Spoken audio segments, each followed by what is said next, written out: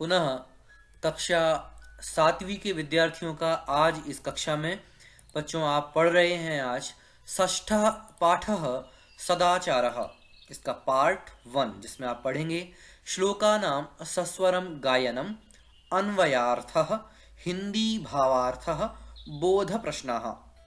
इन 4 बिंदुओं के आधार से हम इस पाठ में आने वाले सभी श्लोकों का भाव, उनका अर्थ, उनका गाना और उनसे संबंधित प्रश्नों का अभ्यास करेंगे। तो लीजिए हम प्रारंभ करते हैं। क्रमांक 1 जिसमें हम पढ़ेंगे परिश्रमस्य महत्वम, श्लोक गायनम।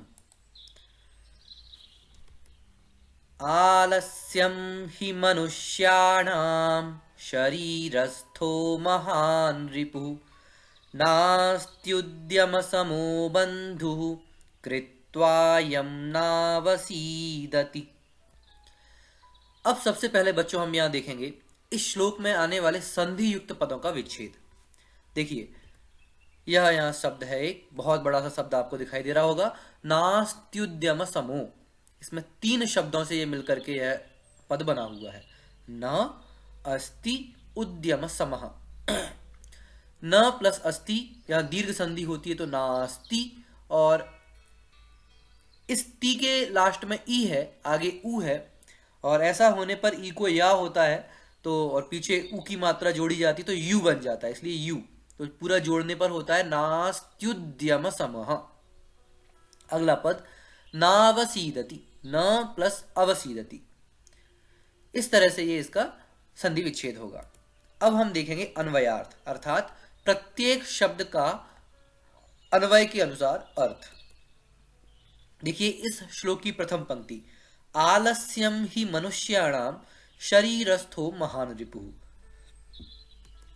मनुष्याणाम अर्थात मनुष्यों का, षष्ठी विभक्ति बहुवचन है यहां पर, मनुष्यों का, शरीरस्थो यानी शरीरे स्थितः, शरीर में स्थित, महान रिपुः महान शत्रु, ये शत्रु का विलोम होगा, बंधु अथवा मित्रम बहुत बड़ा शत्रु, आलस्यम अर्थात आलस्य, ही यह अव्यय है, इसका अर्थ होता है निश्चय रूप से, यानी इस मनुष्य आलस्यम ही मनुष्याणाम शरीरस्थो महान रिपुः, अर्थात मनुष्याणाम शरीरस्थः महान रिपुः आलस्यम, मनुष्यों का शरीर में स्थित सबसे बड़ा शत्रु आलस्य ही है।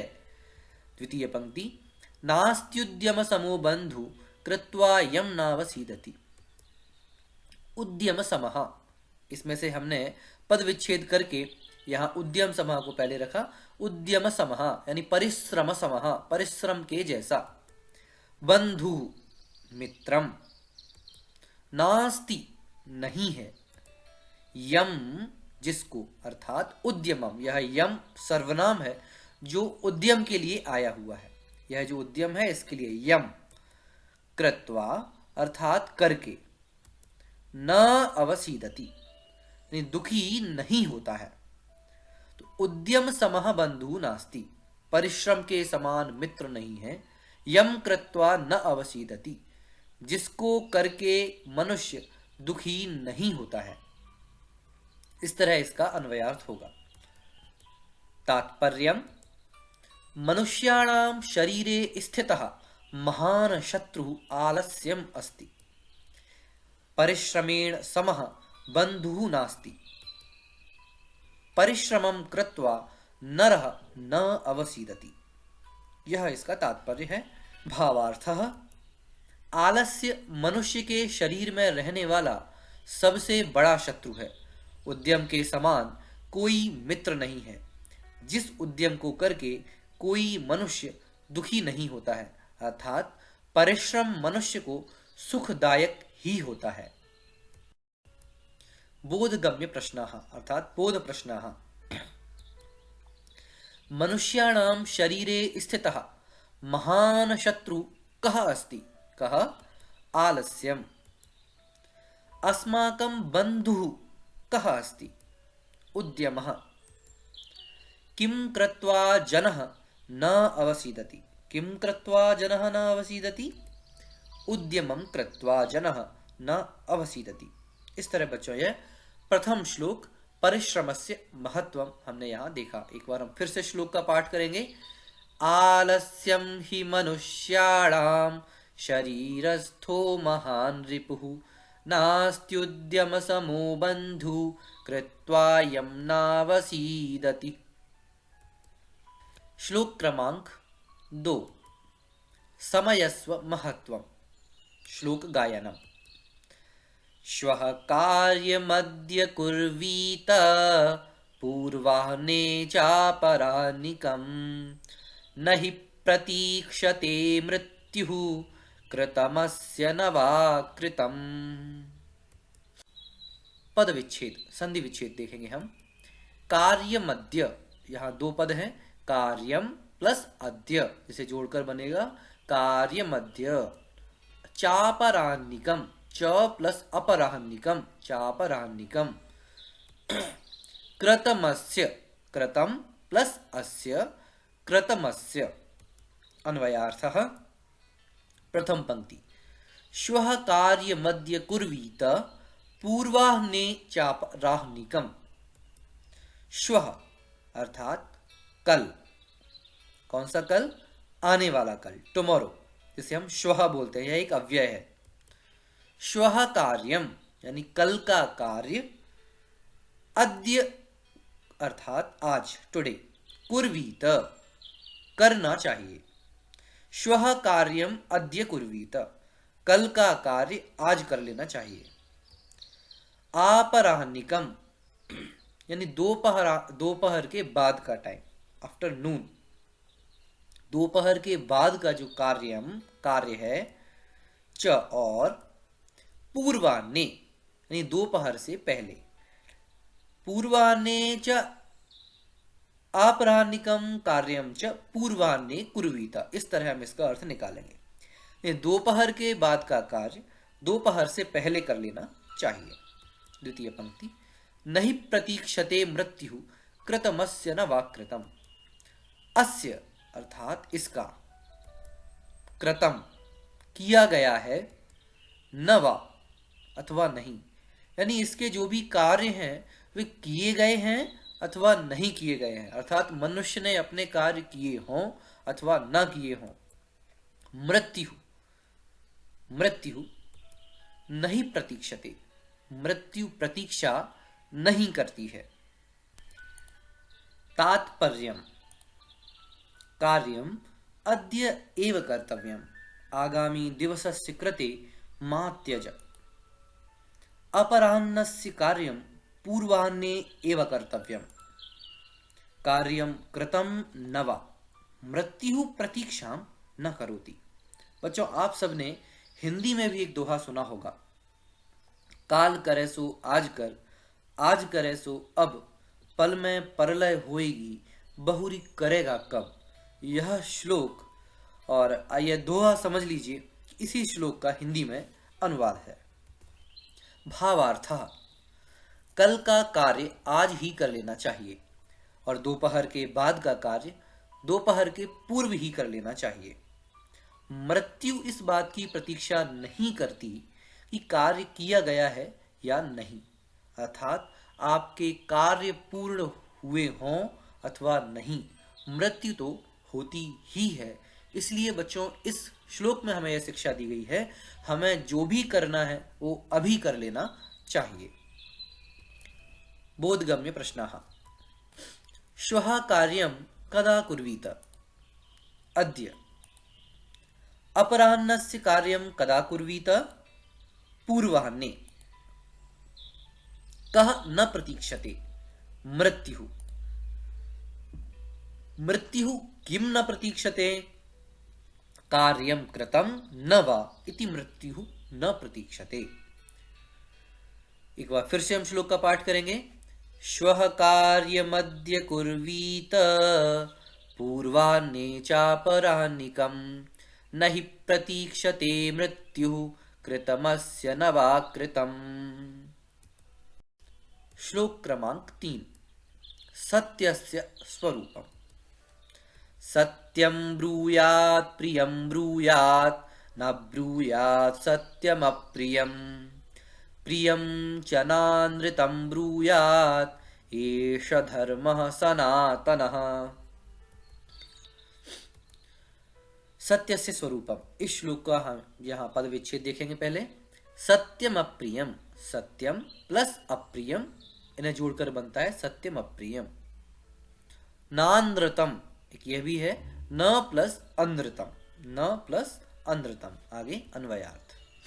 सत्यम ब्रूयात प्रियम ब्रूयात, न ब्रूयात सत्यम अप्रियम।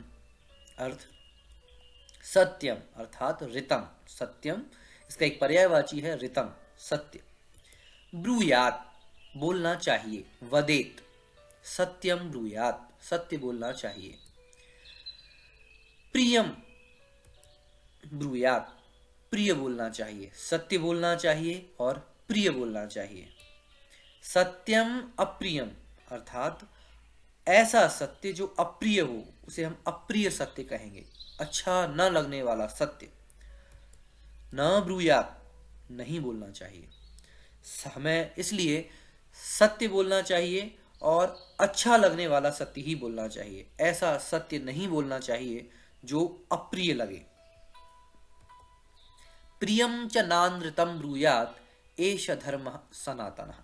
यहां कहा था कि अप्रियम सत्यम, सत्यम अप्रियम न ब्रूयात।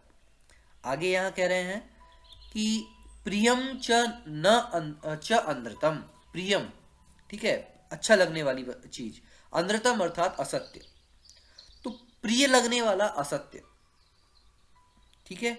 और यहां सत्य है जो अप्रिय लग रहा है वो नहीं बोलना चाहिए। दो चीजें हैं, एक तो सच्ची बात, पर वो सच्ची बात कैसी है कि बेकार लग रही है, अच्छी नहीं लग रही है, अप्रिय लग रही है, हमें सुहाती नहीं है, उसे हम अप्रिय सत्य कहेंगे। और प्रिय असत्य क्या है कि जो बात है तो झूठ असत्य है पर हमें सुनने में बहुत अच्छी लग रही है, ठीक है। जैसे हमारी झूठी प्रशंसा हो सकती है, जो गुण हमारे अंदर नहीं है, जो क्वालिटीज हमारे अंदर नहीं है और उनकी कोई हमें प्रशंसा करता है, तो हमें ऐसी किसी की प्रशंसा भी नहीं करना चाहिए क्योंकि ये हमारे लिए अहितकर होती है। ऐसे ही किसी में कोई अवगुण भी हैं पर उन अवगुणों को हमें इस तरह से नहीं बोलना चाहिए कि वे सुनने में या बोलने में अच्छे ना लगते हों। इसलिए हमें कोई भी बात कहनी हो तो उस कहने का एक सलीका भी होना चाहिए और उस बात में सत्यता भी होना चाहिए। असत्यता यहाँ चापलूसी की निशानी है और अप्रियपना आपके कहने के ढंग, आपका कहने का ढंग अच्छा नहीं है, यह प्रदर्शित करता है। देखिए प्रियम च अनृतम यानी प्रिय असत्य, न ब्रूयात नहीं बोलना चाहिए। एष यह, धर्म यह ही धर्म, कैसा कि सनातन सदा से चला आ रहा यही धर्म है कि हमें सत्य सत्य बात बोलना चाहिए और प्रिय बात बोलना चाहिए, कभी भी अप्रिय और असत्य हमें नहीं बोलना चाहिए। एक कहावत भी है कि हमारी हर बात तब सुनी जाती है जब हमारा एक कहने का सलीका भी हो और उस बात में सत्यता भी हो। मात्र सत्यता से भी काम नहीं चलता है और मात्र आप झूठ बात कहें और सलीका भले ही कितना भी अच्छा हो पर वह दोनों ही गलत है। आगे तात्पर्यम, सत्यम वदेत परम प्रियम वदेत, अप्रियम सत्यम न वदेत, प्रियम असत्यम न वदेत, एषः एव सनातनः धर्मः अस्ति। भावार्थः, सत्य बोलना चाहिए पर वह प्रिय भी होना चाहिए। जो सत्य नहीं बोलना चाहिए वह सत्य नहीं बोलना चाहिए जो अप्रिय हो, तथा ऐसी अच्छी बात भी नहीं बोलनी चाहिए जो असत्य हो। यह ही सदा से चला आ रहा धर्म है। सबसे बड़ा धर्म यही है कि हम जो भी बात कहें उसमें सत्यता भी हो और अच्छाई भी हो, यानी बात सच्ची भी हो और अच्छी भी हो। यह इस श्लोक से हमें शिक्षा मिलती है। बोध प्रश्नाः, किम ब्रूयात्, सत्यम ब्रूयात्, किम न ब्रूयात्, अप्रियम सत्यम न ब्रूयात्, अथवा प्रियम अनृतम न ब्रूयात्, कीदृशम अनृतम न ब्रूयात्, प्रियम अनृतम न ब्रूयात्, कः सनातनः धर्मः, सत्यम ब्रूयात प्रियम ब्रूयात, एषः एव सनातनः धर्मः। इस तरह बच्चों ये तीसरा श्लोक पूर्ण हुआ। एक बार फिर से पाठ करेंगे हम। सत्यम ब्रूयात प्रियम ब्रूयात, न ब्रूयात सत्यम अप्रियम, प्रियम च नानृतं ब्रूयात, एष धर्मः सनातनः। श्लोक क्रमांक 4। व्यवहारः कीदृशः स्यात्, हमारा व्यवहार कैसा होना चाहिए, इस श्लोक में हम देखेंगे। सर्वदा व्यवहारे स्यात् औदार्यं सत्यता तथा, ऋजुता मृदुता चापि कौटिल्यं न कदाचन। चापि, च प्लस अपि इन्हें जोड़ करके बनता है चापि, यहां दीर्घ संधि होती है। अन्वयार्थ सर्वदा व्यवहारे स्यात् औदार्यं सत्यता तथा। व्यवहारे सप्तमी विभक्ति एक वचन है, इसका अर्थ होता है व्यवहार में।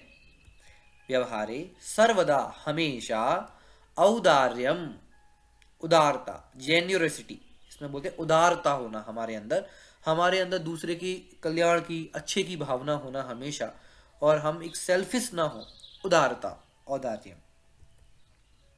तथा और सत्यता है ना, ट्रुथफुलनेस, हमारे अंदर सत्यता स्यात् होना चाहिए।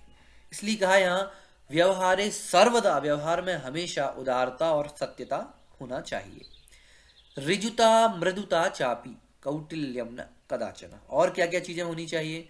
ऋजुता अर्थात सरलता होनी चाहिए, हमारा एक सिंपल नेचर, अच्छा नेचर होना चाहिए, इसमें सरलता हो। मृदुता अर्थात कोमलता, इसका ऑपोजिट कहें हम तो अभिमान, घमंड नहीं होना चाहिए हमें किसी भी चीज का। स्यात् होना चाहिए। तो व्यवहार में कितनी चीजें होनी चाहिए कि व्यवहारे सर्वदा औदार्यम सत्यता ऋजुता मृदुता स्यात्, इतनी चीजें होनी चाहिए। अब यहां आगे कहेंगे क्या नहीं होना चाहिए। च अपि और भी, कौटिल्यम अर्थात कुटिलता, मायाचारी, छल कपट अर्थात आपके मन में कुछ और है, वचन में कुछ और है, और आपके शरीर की क्रियाओं में कुछ और है, इस तरह की प्रवृत्ति उसे हम बोलते हैं कौटिल्य, कुटिलता। कदाचन न स्यात्, कदापि नहीं होना चाहिए, कभी भी हमारे व्यवहार में यह नहीं होना चाहिए। हमारा जो नेचर है वह एकदम सरल और कोमल होना चाहिए, और सत्यता होनी चाहिए, और उदारता होनी चाहिए। जो बात है वह हमें स्पष्ट रूप से कहना चाहिए, और बड़े कोमल ढंग से कहना चाहिए, पर लाग लपेट करके मायाचारी छल कपट से कभी भी कोई व्यवहार नहीं करना चाहिए। तात्पर्य, मनुष्यस्य व्यवहारे उदारता सत्यता सरलता कोमलता च सर्वदा भवेत्, परंतु कुटिलता कदापि न भवेत् इति तात्पर्य। भावार्थ, मनुष्य के व्यवहार में उदारता, सत्यता, सरलता और कोमलता हमेशा होना चाहिए, परंतु कुटिलता अथवा मायाचारी कभी नहीं होना चाहिए। यह श्लोक का अर्थ है। बोध प्रश्न, व्यवहारे सर्वदा किम किम स्यात्, व्यवहारे उदारता सत्यता सरलता कोमलता च सर्वदा स्यात्, हमेशा होनी चाहिए। व्यवहारे किम कदापि न स्यात्, व्यवहारे कुटिलता कदापि न स्यात्, हमारे व्यवहार में कुटिलता तो कभी भी नहीं होना चाहिए। श्लोक पाठ, सर्वदा व्यवहारे स्यात् औदार्यं सत्यता तथा, ऋजुता मृदुता चापि कौटिल्यं न कदाचन। श्लोक क्रमांक 5। कम सेवेत, क्या सेवन करना चाहिए, किसकी सेवा करनी चाहिए हमें। श्लोक पाठ, श्रेष्ठं जनं गुरुं चापि मातरं पितरं तथा, मनसा कर्मणा वाचा सेवेत सततं सदा। अन्वयार्थः, श्रेष्ठम जनम गुरुम चापि मातरम पितरम तथा। श्रेष्ठम जनम अर्थात श्रेष्ठ व्यक्ति को, इन सभी शब्दों में द्वितीय विभक्ति का प्रयोग है। श्रेष्ठम जनम अर्थात श्रेष्ठ व्यक्ति को, गुरुम गुरु को, च अपि और भी, किसे किसे, कि मातरम अर्थात माता को, पितरम पिता को, सदा हमेशा, मनसा मन से। अब यह शब्द है बच्चों मनसा, कर्मणा, वाचा, इन तीनों शब्दों में तृतीय विभक्ति का प्रयोग है। तो मनस शब्द से बनता है मनसा, ठीक है, कर्मण शब्द से कर्मणा, मनसा अर्थात मन के द्वारा, मन से, कर्मणा कर्म से, अपने कर्तव्यों से, अपनी क्रियाओं से, वाचा वचनों से, सततम निरंतर, सेवित सेवन करना चाहिए अर्थात सेवा करनी चाहिए। तो यहाँ कहा है कि हमें हमेशा श्रेष्ठ जन, गुरु, माता और पिता, इनकी सततम सेविता, इन्हें हमेशा इनकी सेवा करनी चाहिए। कैसे इनकी सेवा की जाए? कि मनसा मन से, कर्मणा कर्म से, वाचा वचनों से, इन तीन चीजों से। हमें लगता है सेवा का अर्थ होता है कि केवल किसी के हाथ और पैरों को दबा देना या इस तरह से उनकी सेवा कर देना वही सेवा है। यह भी सेवा का एक रूप है, पर हमें सेवा सबसे पहले अपने मन से करनी चाहिए। मन में इन चार लोगों के प्रति हमें, श्रेष्ठ व्यक्ति, गुरु और माता पिता, इन चार के प्रति मन से सबसे पहले हमें आदर होना चाहिए। फिर दूसरी चीज है वचनों से, हमें इनके प्रति मधुर वचन बोल करके इनका आदर सम्मान, इनकी सेवा करनी चाहिए। बड़े लोग मिष्ट वचनों से ही प्रसन्न हो जाते हैं, ऐसी एक कहावत है। कर्मणा, फिर तीसरी चीज आती है कि हमें जैसा इन्होंने कहा है वैसी कर्तव्यों और क्रियाओं को करके हम इनकी सेवा कर सकते हैं। देखिए इसका तात्पर्य, श्रेष्ठम जनम गुरुम मातरम पितरम च सततम मनसा कर्मणा वाचा सेवित। भावार्थ, श्रेष्ठ व्यक्ति, गुरु, माता और पिता को हमेशा मन, वचन और कर्म से निरंतर सेवन करना चाहिए अर्थात उनकी सेवा करनी चाहिए। बोधगम्य प्रश्नाः, कम कम सततम सेवित, किस किस को? श्रेष्ठ जनम गुरुम मातरम पितरम च सततम सेवित। श्रेष्ठ जनम गुरुम मातरम पितरम च केन केन सेवित, किसके माध्यम से सेवा करनी चाहिए? श्रेष्ठम जनम गुरुम मातरम पितरम च मनसा कर्मणा वाचा सेवेत। श्लोक क्रमांक 6, मित्रेण कलह न योग्य, मित्र के साथ झगड़ा करना उचित नहीं होता। श्लोक गायन, मित्रेण कलहं कृत्वा न कदापि सुखी जनः इति ज्ञात्वा प्रयासेन तदेव परिवर्जयेत्। तदेव तत् प्लस एव, अन्वयार्थ, मित्रेण कलहं कृत्वा न कदापि सुखी जनः, मित्रेण अर्थात मित्र के साथ, कलहम झगड़ा क्वेरल, कृत्वा करके, मित्रेण कलहम कृत्वा अर्थात मित्र के साथ झगड़ा करके, जनः अर्थात नरः व्यक्ति, कदापि कभी भी, सुखी न भवति कभी भी सुखी नहीं होता है। यानी मित्र के साथ कलह करके व्यक्ति कभी भी सुखी नहीं होता है। इति ज्ञात्वा प्रयासेन तदेव परिवर्जयेत्, इति ज्ञात्वा ऐसा जानकर, इति ज्ञात्वा किम ज्ञात्वा, कि मित्रेण कलहं कृत्वा न कदापि सुखी जनः, मित्र के साथ कलह कर करके व्यक्ति कभी सुखी नहीं होता। इति ज्ञात्वा ऐसा जानकर, प्रयासेन प्रयास पूर्वक, तदेव तत् प्लस एव वह ही, वह ये तत् जो शब्द है वो किसके लिए आया है? इस कलह के लिए आया है। तो तत् अर्थात कलहम, उस कलह को परिवर्जयेत छोड़ देना चाहिए, त्यक्तव्यम उसे त्याग कर देना चाहिए।